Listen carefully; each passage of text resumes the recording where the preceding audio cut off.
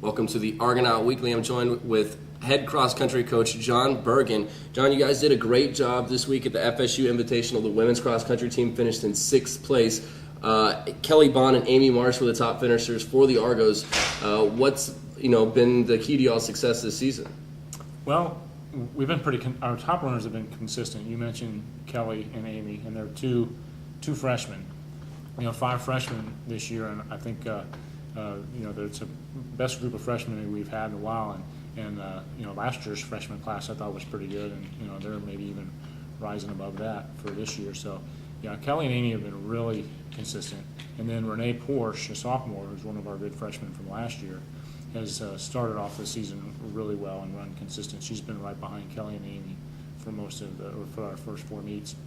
And then another sophomore, one of our good freshmen from last year, Ruth Ashley, broke into that group, our top pack. So now we've maybe got 4 that can run consistently right up there as a lead group. That's been kind of our key thing, consistency. And then we've scored well in the meet against FSU. There were 5 or 6 teams in our region, and other than the top team, Tampa, our 6th and 7th runner was ahead of the 4th runner for the other teams in our region, which shows our depth, which could come in and be very important down the stretch.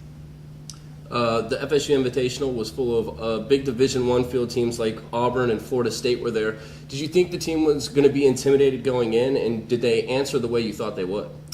I don't think really they're intimidated. I think they're excited when they have a chance to run against Division I teams that that are really strong. They know that when it comes down to our times and our places, that we're going to be comparing it against the Division II teams. This race was kind of an interesting race at FSU. It did have 3 really good Division I teams that are ranked in the top 25 with Florida State and North Florida and Auburn.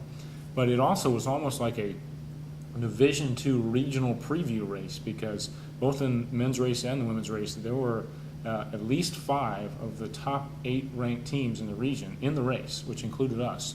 So it was a great chance for us to kind of see how we stand against some of our regional teams. And I think when the girls finished the race, some of them weren't all that happy with their times, primarily because we're in the middle of some hard training, 3rd week in a row on the road.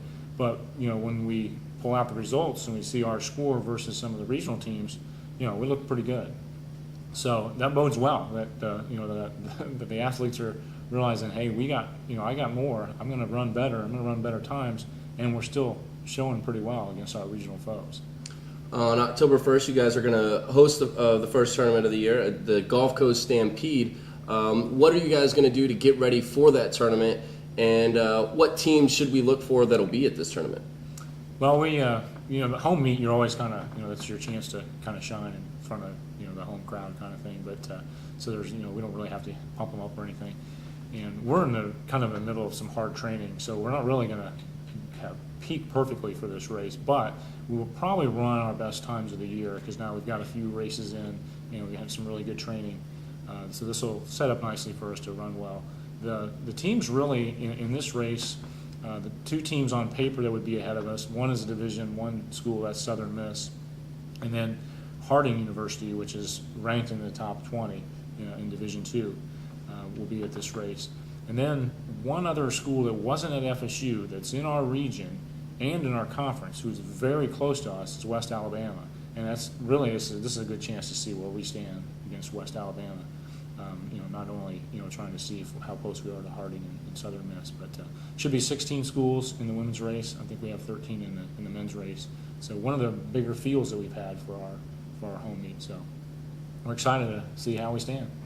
So the Argos will host the Gulf Coast Stampede on October 1st. Thank you, Coach. You're welcome.